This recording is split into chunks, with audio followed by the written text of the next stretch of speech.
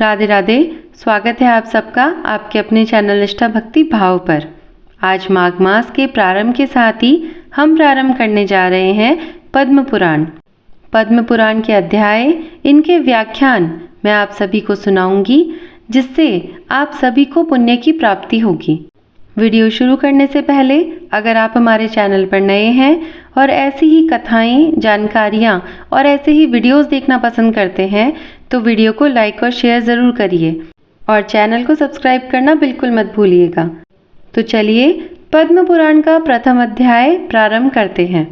श्री व्यास जी के शिष्य परम बुद्धिमान लोमहर्षण जी एकांत में बैठे हुए अपने पुत्र उग्रश्रवा नामक सूत से कहा, बेटा तुम ऋषियों के आश्रमों पर जाओ और उनके पूछने पर संपूर्ण धर्मों का वर्णन करो। तुमने मुझसे जो संक्षेप में सुना है वह उन्हें विस्तार पूर्वक सुनाओ। मैंने महर्षि वेदव्यास जी के मुख से समस्त पुराणों का ज्ञान प्राप्त किया है और वह सब तुम्हें बता दिया है। अतः अब मुनियों के समक्ष तुम उसका विस्तार के साथ वर्णन करो। प्रयाग में कुछ महर्षियों ने जो उत्तम कुलों में उत्पन्न हुए थे, साक्षात भगवान से प्रश्न किया था। वे यक्ष किसी पावन प्रदेश को जाना चाहते थे। भगवान नारायण ही सबके हितैषी हैं। वे धर्मानुष्ठान की इच्छा रखने वाले उन महर्षियों के पूछने पर बोले, मुनिवरों, यह सामने जो चक्र दिखाई दे रहा है, इसकी कहीं तुलना नहीं है। इसकी नाभि सुंदर और स्वरूप दिव्य है। यह सत्य की ओर जाने वाला है। इसकी गति सुंदर एवं कल्याणमय है। तुम लोग सावधान होकर नियम पूर्वक इसके पीछे पीछे जाओ। तुम्हें अपने लिए हितकारी स्थान की प्राप्ति होगी। यह धर्ममय चक्र यहाँ से जा रहा है। जाते जाते जिस स्थान पर इसकी नेमी जीर्ण शीर्ण होकर गिर पड़े, उसी को पुण्यमय प्रदेश समझना। उन सभी महर्षियों से ऐसा कहकर भगवान अंतर्ध्यान हो गए और वह धर्मचक्र नेमिषारण्य के गंगवर्त नामक स्थान पर गिरा। तब ऋषियों ने निमिषीर्ण होने के कारण उस स्थान का नाम नेमिष रखा और नेमिषारण्य में दीर्घ काल तक चालू रहने वाले यज्ञों का अनुष्ठान आरंभ कर दिया। वहीं तुम भी जाओ और ऋषियों के पूछने पर उनके धर्म विषयक संशयों का निवारण करो। तदंतर ज्ञानी उग्रश्रवा पिता की आज्ञा मानकर उन मुनीश्वरों के पास गए तथा उनके चरण पकड़कर हाथ जोड़कर उन्होंने प्रणाम किया। सूत जी बड़े बुद्धिमान थे। उन्होंने अपनी नम्रता और प्रणाम आदि के द्वारा महर्षियों को संतुष्ट किया। वे यज्ञ में भाग लेने वाले महर्षि भी सदस्यों सहित बहुत प्रसन्न हुए तथा सबने एकत्रित होकर सूत जी का यथा योग्य आदर सत्कार किया। ऋषि बोले, देवताओं के समान तेजस्वी सूत जी, आप कैसे और किस दिशा से यहाँ आए हैं? अपने आने का कारण बतलाइए। सूत जी ने कहा, महर्षियों, मेरे बुद्धिमान पिता व्यास शिष्य लोमहर्षण जी ने मुझे यह आज्ञा दी है कि तुम मुनियों के पास जाकर उनकी सेवा में रहो और वे जो कुछ पूछे उसे बताओ। आप लोग मेरे पूज्य हैं। बताइए मैं कौन सी कथा कहूँ? पुराण, इतिहास अथवा भिन्न भिन्न प्रकार के धर्म जो आज्ञा दीजिए वही सुनाऊंगा। सूत जी का यह मधुर वचन सुनकर वे श्रेष्ठ महर्षि बहुत प्रसन्न हुए। अत्यंत विश्वसनीय विद्वान लोमहर्षण पुत्र उग्रश्रवा को उपस्थित देखकर उनके हृदय में पुराण सुनने की इच्छा जागृत हुई। उस यज्ञ में यजमान थे महर्षि शौनक, जो संपूर्ण शास्त्रों के विशेषज्ञ, मेधावी तथा वेद के विज्ञान में आरण्यक भाग के आचार्य थे। वे सब महर्षियों के साथ श्रद्धा का आश्रय लेकर धर्म सुनने की इच्छा से बोले। शौनक ने कहा, महाबुद्धिमान सूत जी, आपने इतिहास और पुराणों का ज्ञान प्राप्त करने के लिए ब्रह्म ज्ञानियों में श्रेष्ठ भगवान व्यास जी की भली भांति आराधना की है। उनकी पुराण विषयक श्रेष्ठ बुद्धि से आपने अच्छी तरह लाभ उठाया है। महामते, यहाँ जो ये श्रेष्ठ ब्राह्मण विराजमान हैं, इनका मन पुराणों में लग रहा है। ये पुराण सुनना चाहते हैं, अतः आप इन्हें पुराण सुनाने की कृपा करें। ये सभी श्रोता जो यहाँ एकत्रित हुए हैं बहुत ही श्रेष्ठ हैं। भिन्न भिन्न गोत्रों में इनका जन्म हुआ है। ये वेदवादी ब्राह्मण अपने अपने वंश का पौराणिक वर्णन सुने।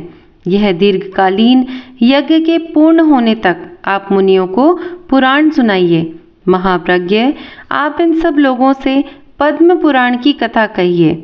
पद्म की उत्पत्ति कैसे हुई, उससे ब्रह्मा जी का आविर्भाव किस प्रकार हुआ तथा कमल से प्रकट हुए ब्रह्मा जी ने किस तरह जगत की सृष्टि की, ये सब बातें इन्हें बताइए।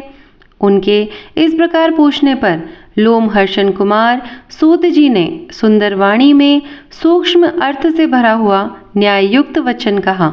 महर्षियों, आप लोगों ने जो मुझे पुराण सुनाने की आज्ञा दी है, इससे मुझे बड़ी प्रसन्नता हुई है। यह मुझ पर आपका महान अनुग्रह है। संपूर्ण धर्मों के पालन में लगे रहने वाले पुराण वेता विद्वानों ने जिनकी भली भांति व्याख्या की है, उन पुराणोक्त विषयों को मैंने जैसा सुना है उसी रूप में वह सब आपको सुनाऊंगा। सत्पुरुषों की दृष्टि में सूत जाति का सनातन धर्म यही है कि वह देवताओं, ऋषियों तथा अमित तेजस्वी राजाओं की वंश परंपरा को धारण करे, उसे याद रखे तथा इतिहास और पुराणों में जिन ब्रह्मवादी महात्माओं का वर्णन किया है उनकी स्तुति करे। क्योंकि जब वेन कुमार राजा प्रतुक का यज्ञ हो रहा था, उस समय सूत और माघ ने पहले पहल उन महाराज की स्तुति ही की थी। उस स्तुति से संतुष्ट होकर महात्मा प्रथु ने उन दोनों को वरदान दिया। वरदान में उन्होंने सूत को सूत नामक देश और मागध को मगध का राज्य प्रदान किया। क्षत्रियों के वीर्य और ब्राह्मणी के गर्भ से जिसका जन्म होता है वह सूत कहलाता है। ब्राह्मणों ने मुझे पुराण सुनाने का अधिकार दिया है।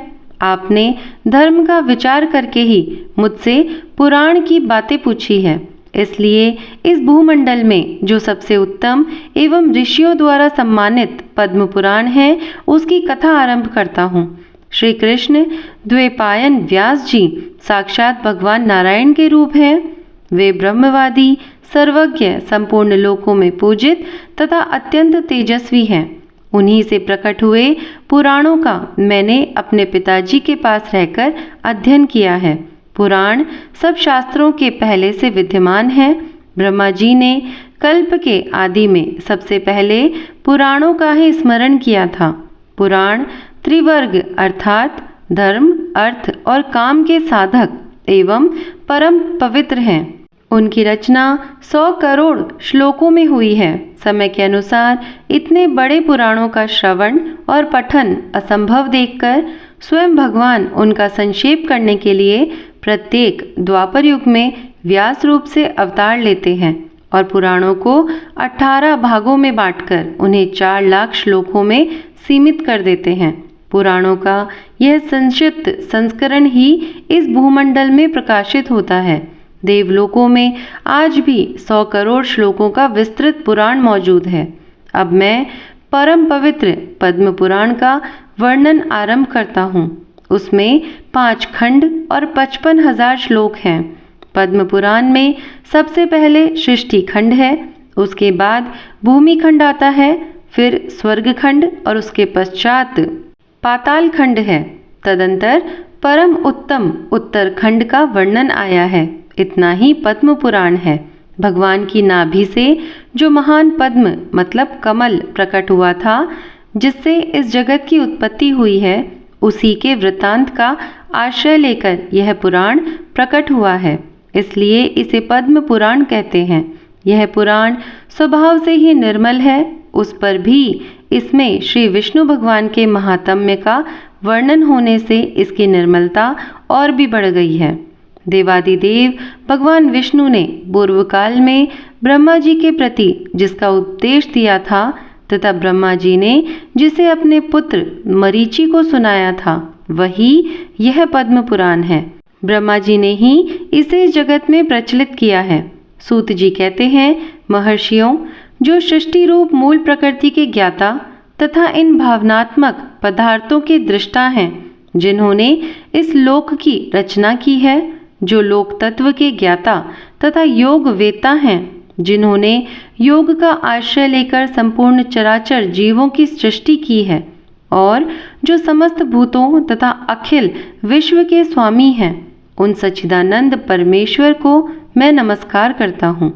फिर ब्रह्मा, महादेव, इंद्र, अन्य लोकपाल तथा सूर्यदेव को एकाग्रचित्त से नमस्कार करके ब्रह्म स्वरूप वेदव्यास जी को प्रणाम करता हूँ।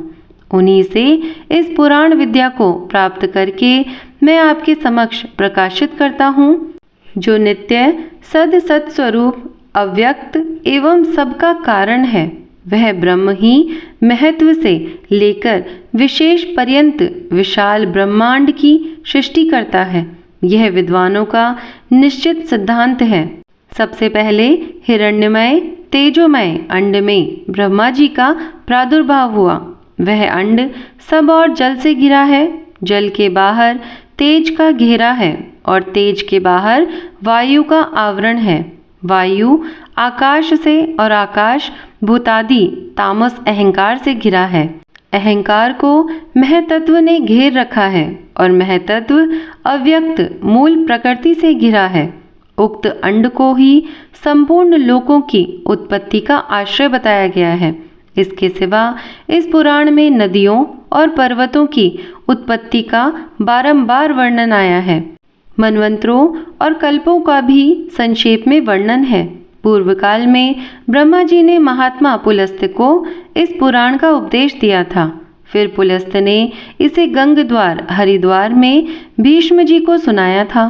इस पुराण का पठन, श्रवण तथा विशेषतः स्मरण धन, यश और आयु को बढ़ाने वाला है एवं संपूर्ण पापों का नाश करने वाला है।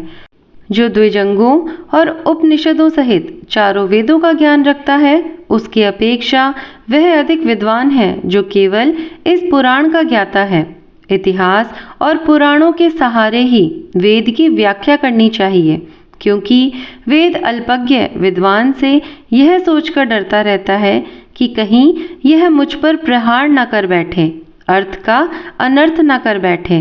तात्पर्य यह है कि पुराणों का अध्ययन किए बिना वेदार्थ का ठीक ठाक ज्ञान नहीं हो सकता। यह सुनकर ऋषियों ने सूत जी से पूछा, मुने, भीष्म जी के साथ पुलस्त ऋषि का समागम कैसे हुआ? पुलस्त मुनि तो ब्रह्मा जी के मानस पुत्र हैं। मनुष्यों को उनका दर्शन होना दुर्लभ है। महाभाग भीष्म जी को जिस स्थान पर और जिस प्रकार पुलस्त जी का दर्शन हुआ, वह सब हमें बतलाइए। तो सूत जी ने कहा, महात्मनाओ, साधुओं का हित करने वाली विश्व पावनी महाभागा गंगा जी जहाँ पर्वत मालाओं को भेद कर बड़े वेग से बाहर निकली है, वह महान तीर्थ गंगद्वार के नाम से विख्यात है। पितृभक्त भीष्म जी भी वहीं निवास करते थे। वे ज्ञानोपदेश सुनने की इच्छा से बहुत दिनों से महापुरुषों के नियम का पालन करते थे। स्वाध्याय और तर्पण के द्वारा देवताओं और पितरों की तृप्ति तथा अपने शरीर का शोषण करते हुए भीष्म जी के ऊपर भगवान ब्रह्मा बहुत प्रसन्न हुए। वे अपने पुत्र मुनि श्रेष्ठ पुलस्त जी से इस प्रकार बोले, बेटा, तुम कुरु वंश का भार वहन करने वाले वीरवर देवव्रत के, जिन्हें भीष्म भी कहते हैं, समीप जाओ। उन्हें तपस्या से निवृत्त करो और इसका कारण भी बतलाओ। महाभाग भीष्म अपने पितृभक्ति के कारण भगवान का ध्यान करते हुए गंगद्वार में निवास करते हैं। उनके मन में जो जो कामना हो उसे शीघ्र पूर्ण करो, विलंब नहीं होना चाहिए। पितामह का वचन सुनकर मुनिवर पुलस्त जी गंगद्वार में आए और भीष्म जी से इस प्रकार बोले, वीर, तुम्हारा कल्याण हो। तुम्हारे मन में जो इच्छा हो उसके अनुसार कोई वर मांगो। तुम्हारी तपस्या से साक्षात भगवान ब्रह्मा जी प्रसन्न हुए हैं। उन्होंने ही मुझे यहाँ भेजा है। मैं तुम्हें मनोवांछित वरदान दूंगा। पुलस्त जी का वचन मन और कानों को सुख पहुँचाने वाला था। उसे सुनकर भीष्म ने आंखें खोल दी और देखा पुलस्त जी सामने खड़े हैं। उन्हें देखते ही भीष्म जी उनके चरणों पर गिर पड़े।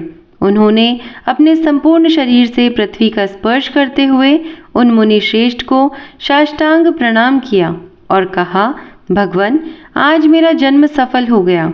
यह दिन बहुत ही सुंदर है क्योंकि आज आपके विश्ववंद चरणों का मुझे दर्शन प्राप्त हुआ है। आज आपने दर्शन दिया और विशेषतः मुझे वरदान देने के लिए गंगा जी के तट पर पदार्पण किया। इतने से ही मुझे अपनी तपस्या का सारा फल मिल गया। यह कुश की चटाई है, इसे मैंने अपने हाथों से बनाया है और जहाँ तक हो सका इस बात की भी प्रयत्न किया है कि यह बैठने वाले के लिए आराम देने वाली हो, अतः आप इस पर विराजमान हो। यह पलाश के दोने में अर्ध प्रस्तुत किया गया है। इसमें दूब, चावल, फूल, कुश, सरसों, दही, शहद, जौ और दूध भी मिले हुए हैं। प्राचीन काल के ऋषियों ने यह अष्टांग अर्ध ही अतिथि को अर्पण करने योग्य बतलाया है। अमित तेजस्वी भीष्म के ये वचन सुनकर ब्रह्मा जी के पुत्र पुलस्त्य मुनि कुशासन पर बैठ गए।